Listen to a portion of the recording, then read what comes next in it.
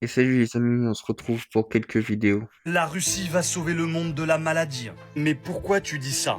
On en parle depuis quelques mois, mais là c'est du concret. Un vaccin contre le cancer va être commercialisé en Russie. Les essais cliniques sont tout à fait satisfaisants. Oui, la Russie revendique le premier vaccin contre le cancer à ARN au monde. Moscou affirme avoir déchiffré le code. Enteromix, un vaccin contre le cancer à ARN qui aurait démontré une efficacité à 100% lors d'essais cliniques, réduisant et détruisant les tumeurs sans aucun effet secondaire majeur. C'est extraordinaire, c'est révolutionnaire. Conçu sur la même technologie que les vaccins contre le Covid, bon ça fait un peu moins plaisir, mais là vu que ça fait 4-5 ans que ce vaccin existe, on a du recul, ils ont dû l'optimiser au maximum, donc là on peut peut-être faire confiance. Ce vaccin est présenté comme une immunothérapie personnalisée. Il entraîne l'organisme à chasser les cellules cancéreuses tout en épargnant les tissus sains. Ça c'est révolutionnaire. Donc ça attaque pas les autres tissus qui sont en bonne santé. Parce que vous savez très bien, la chimio ça soigne, mais ça fait mal en même temps. Et les essais cliniques ont porté sur quoi? Sur le cancer du poumon, du sein, colorectaux et du pancréas, et même les cancers chimio-résistants. Donc ce vaccin est déjà en usage clinique limité. La Russie attend seulement l'approbation finale du ministère de la Santé pour lancer l'offensive à grande échelle sur toute la Russie. Il faut partager au maximum, c'est une révolution, c'est méga important, sur la flèche en bas ou sur le côté. Et dites-moi ce que vous en pensez dans les commentaires. On dit merci à Poutine, on dit merci à la Russie, ou on se tait? À vous de choisir. Vous imaginez de ce que ça peut faire un vaccin contre le cancer? Le nombre de personnes que ça peut sauver, et c'est limite incroyable en vrai. Là, l'information dans laquelle elle est vraie, ça serait bien de la partager. Et je sais pas ce qu'ils comptent faire en Europe et en France par rapport à ce vaccin-là, mais dans le cas qu'il est comment? Qu'il est vraiment bien, ça serait bien de le faire passer. Après, je sais pas si tout le monde le prendrait, mais au moins on aura le choix de le prendre et ça, c'est déjà important.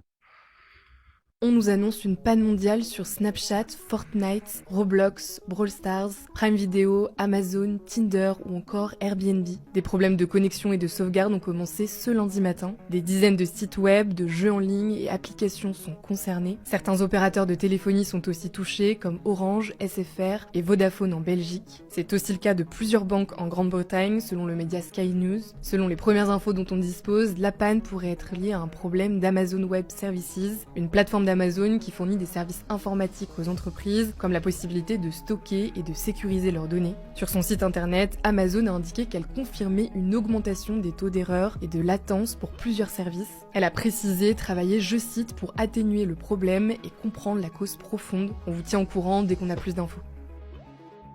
J'ai pas eu la panne moi sur mes plateformes et dites-moi en commentaire si vous l'avez eu, je serais curieux de savoir. Et à ce qui paraît, elle était mondiale la panne.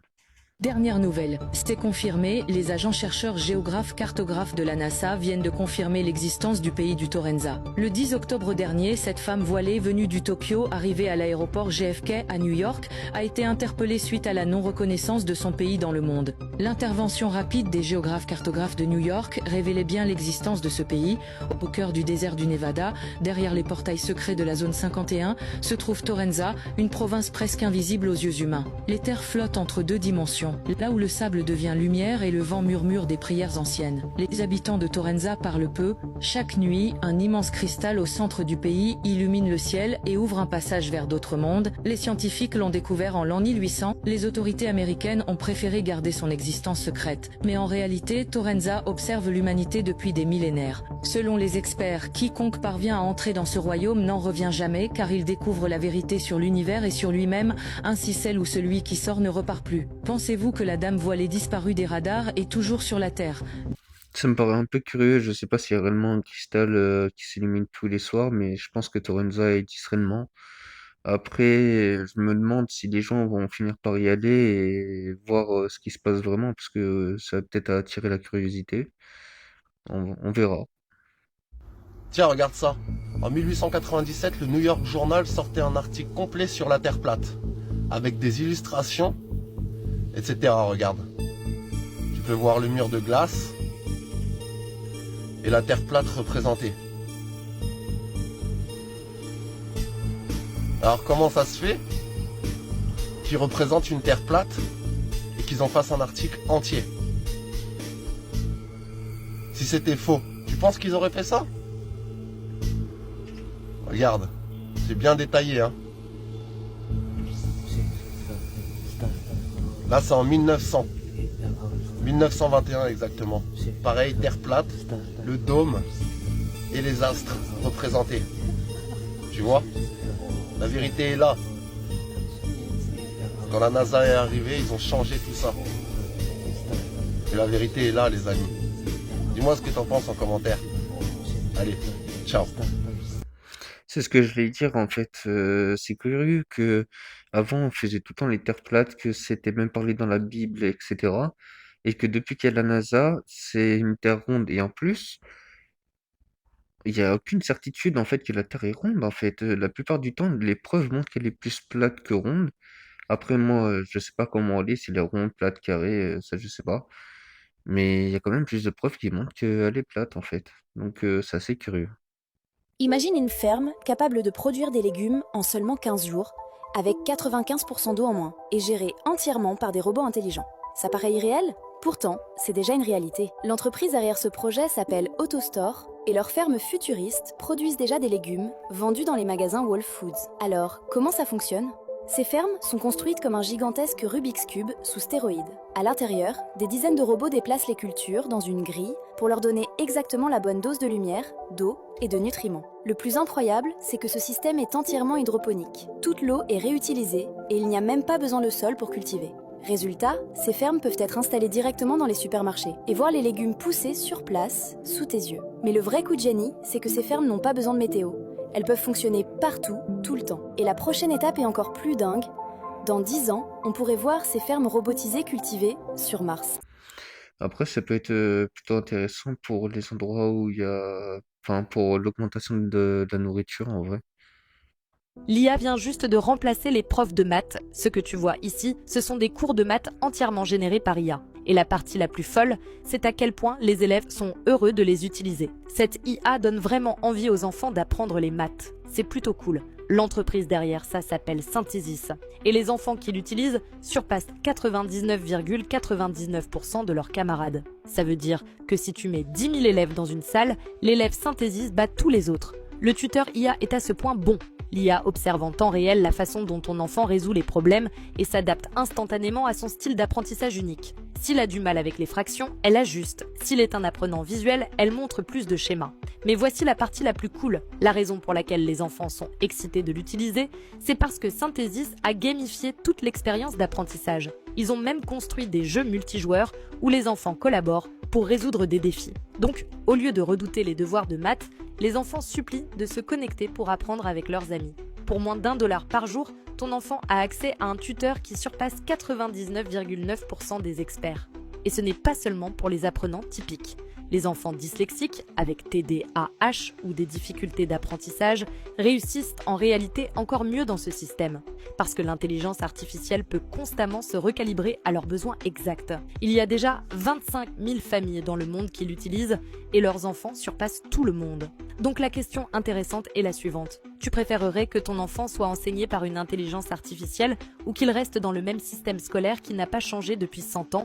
Je sais pas si c'est une bonne chose, j'arrive pas à me dire si c'est une bonne chose ou pas, mais déjà pour les profs, c'est pas top parce que bah, ça leur enlève leur salaire, mais d'un côté, c'est bien pour l'élève parce que ça permet de s'améliorer mieux en fait. Et c'est plus adapté. Donc dites-moi vous en commentaire si vous serez plus du genre à faire éduquer par l'IA ou faire par des profs.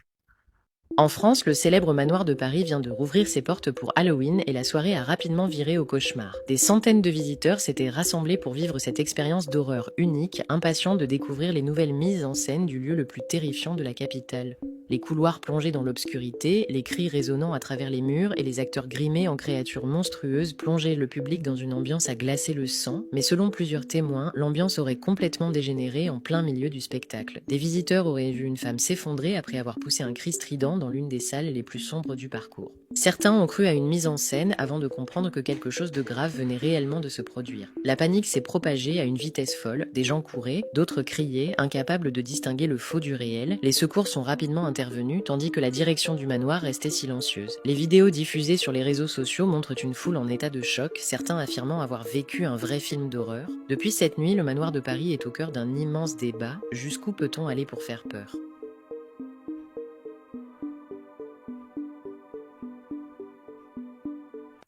Après, dans les moments comme Halloween, c'est les meilleurs moments où on peut s'en prendre en gens sans se faire voir, etc. Et là, vu que c'était un peu comme une petite fête, bah, c'est encore plus simple. Ce que tu vois ici, c'est le tout dernier modèle de robot humanoïde. Voici le Figure 3. Et pour être honnête, le développement des robots commence sérieusement à ressembler à un épisode de Black Mirror. Le Figure 3 mesure 1m73, pèse 61 kg et il est conçu pour penser et agir comme un humain. Cette version a été spécifiquement pensée pour un usage domestique. Elle peut faire la lessive, laver la vaisselle, servir des boissons, livrer des colis et même se recharger toute seule par les pieds. En gros, elle reste debout sur son socle de recharge, un peu de manière inquiétante, jusqu'à se réveiller pour reprendre les tâches ménagères. Maintenant, 12 000 personnes vont en avoir un chez elle dans les 12 prochains mois, et 100 000 personnes en auront un dans les 4 prochaines années. C'est assez fou. Mais le plus intéressant, ce n'est pas le robot lui-même. Le plus intéressant, c'est le système d'apprentissage d'IA de figure, appelé Helix. Chaque robot figure est équipé de caméras et de capteurs dans le visage et les mains. Donc, à mesure qu'il effectue des tâches, il observe et apprend du monde autour de lui. Mais cet apprentissage ne sert pas qu'à ce robot-là. Les compétences qu'il acquiert sont renvoyées vers le système d'intelligence artificielle globale, ce qui améliore automatiquement toute la flotte de robots. Et tu vois où ça mène. Tout comme ChatGPT s'améliore à mesure que plus de gens l'utilisent, plus les robots accomplissent de tâches dans le monde, plus ils deviennent tous intelligents rapidement. Ce que tu regardes, c'est le tout début d'un nouveau super cycle technologique. Et, Black Mirror ou pas, nous entrons officiellement dans l'ère des robots. Après, comme j'ai déjà dit, les robots ressemblent de plus en plus à des humains, mais là, on dirait un marchand d'hommes. Vous pensez que vous en voudriez un ou pas? Ils utilisent des substances invisibles pour modifier les aliments. Et évidemment, personne ne s'en rend compte. Écoutez l'explication de cet ancien industriel. C'est une catégorie d'additifs qui est spécialement conçue pour ne pas être déclarée sur la liste d'ingrédients. C'est quelque chose réellement qu'on ne veut pas dire aux consommateurs. En fait, il parle des auxiliaires technologiques et c'est autorisé par l'Union européenne. L'auxiliaire technologique, c'est des additifs qu'on peut utiliser sans les déclarer. C'est vraiment une arnaquerie intellectuelle. Et en fait, ça laisse le droit aux industriels de cacher certaines substances dans les produits transformés et notamment des additifs. Et personne ne peut garantir qu'il n'en reste pas une trace. Donc si vous êtes sensible ou allergique à un produit chimique ou un aliment particulier, vous ne pourrez jamais savoir pourquoi vous réagissez mal à un aliment. Un additif, il faut quand même bien savoir que c'est pas un aliment. C'est quelque chose qui ne se consomme pas normalement. Donc si par exemple toi tu es sensible à un de ces produits-là, tu pourras pas savoir qu'il y en a. Conclusion, évitez surtout les produits transformés et ne vous fiez pas à 100% aux étiquetages et abonne-toi. En vrai, c'est n'importe quoi. Il y a toujours des lois pour faire contourner. Ils foutent de la merde dans la bouffe avec les OMG. Les... Ils mettent plein de merde dans la bouffe et après on se demande pourquoi on tombe malade.